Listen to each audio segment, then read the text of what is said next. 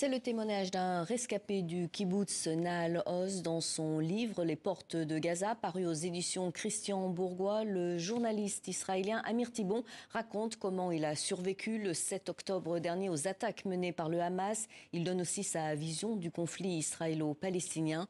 Bonjour Amir Thibon, merci d'avoir accepté notre invitation. Le 7 octobre 2023, vous viviez avec votre femme et vos deux filles âgées de 3 ans et de 20 mois dans votre maison de Nahal Oz, qui est située à 700 mètres de la bande de Gaza. Lorsque vous avez été réveillé par le bruit de missiles, à quel moment avez-vous compris qu'il s'agissait, que quelque chose de spécial se passait, car vous êtes habitué? D'abord, merci de m'avoir invité aujourd'hui.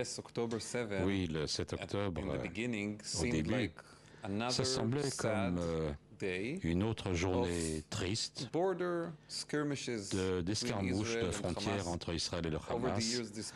Au cours des années, cette frontière n'a jamais été très tranquille. Il y avait des confrontations, il y a eu des explosions, il y a eu des roquettes qui ont été lancées. Et quand on a entendu les premiers tirs de mortier de Gaza vers notre maison, que c'était encore une fois quelques bagarres avec le Hamas. C'est à 7 heures du matin qu'on a commencé à entendre des rafales de tirs automatiques. Et en quelques minutes, ces tirs automatiques étaient à l'intérieur de notre maison. Et on s'est rendu compte que c'était quelque chose, un événement très différent. En fait, une invasion terrestre d'Israël par le Hamas qui s'est terminée à notre porte. Et qu'avez-vous fait à ce moment précis? On a deux très jeunes enfants, deux jeunes petites filles avec nous, 3 ans et 20 mois. On était dans une très petite pièce, beaucoup plus petite que le studio dans lequel nous sommes ici.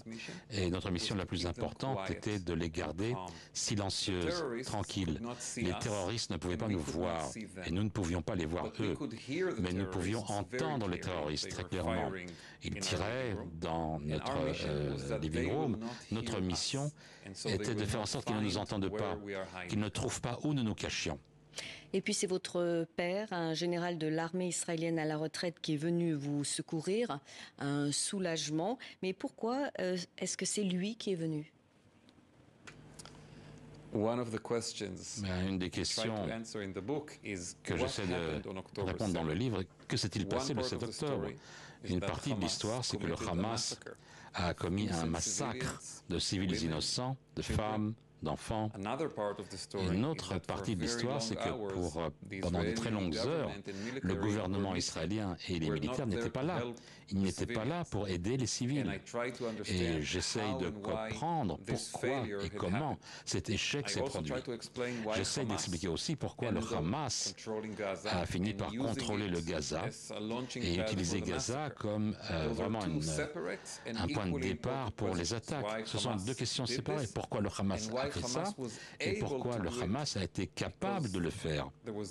Parce qu'il n'y avait pas de réaction en temps et en heure du gouvernement et de l'armée israélienne. Et c'est une longue liste d'échecs que je tente d'expliquer dans mon livre. C'est juste après la guerre entre Israël et le Hamas de 2014 que vous avez décidé de vous installer avec votre épouse dans le kibboutz Nahal Oz. Pourquoi? Quelles étaient vos motivations? La vision communautaire? Le kibboutz Nahal Oz, c'est une toute petite communauté, c'est un petit village, avec les valeurs socialistes du kibboutz qui sont très très importantes dans l'histoire d'Israël. Ma femme et moi avons décidé d'y aller vivre parce que nous sentions cela comme une mission d'être sur la frontière. Et je veux clarifier les choses, ce n'est pas une colonie dans les territoires occupés, dans les zones disputées de la Cisjordanie. Non, c'est une communauté au sein des frontières reconnues d'Israël qui marque où Israël débute et se termine. Si une communauté telle que celle-là tombe sous la pression du terrorisme, à ce moment-là, les terroristes gagnent. Et ils savent que la violence peut repousser Israël. Donc nous étions très très fiers de vivre là-bas et d'aider notre communauté à se stabiliser après la très dure guerre de 2014. Mais il y avait un contrat entre les communautés qui étaient à la frontière, comme Nahal Oz, et l'État d'Israël. Les communautés frontières protégeaient la frontière Et l'État et l'armée devaient protéger nos communautés. Et tristement, le 7 octobre, nous avons vu que, alors que les communautés avaient véritablement maintenu leur partie de l'accord, le gouvernement n'avait pas honoré son engagement.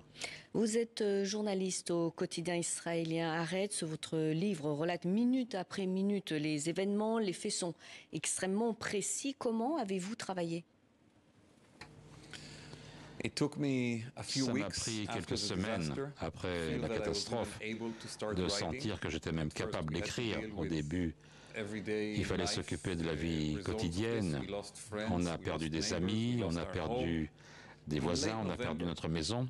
Fin novembre, je me suis assis et j'ai commencé à écrire. Et je me réveillais tous les matins à 5 heures du matin et j'écrivais. Je ne pouvais pas bien dormir après tout ce qui s'était passé. Et pendant la journée, j'ai conduit les recherches, des interviews, complété les archives. Et une chose que j'avais à l'esprit, c'était que on a encore 2 amis à Gaza qui sont tenus prisonniers, ostages par le Hamas. Et je voulais pouvoir écrire dans le dernier chapitre comment ils revenaient vers Israël, vers leur famille. Tsari Idan et Omri Miran, c'est leur nom. Ce sont des parents de très jeunes enfants et malheureusement, cela fait quasiment 1 an, ils sont toujours à Gaza. Et la chose la plus importante pour nous présentement est de les faire revenir vivants vers leur famille.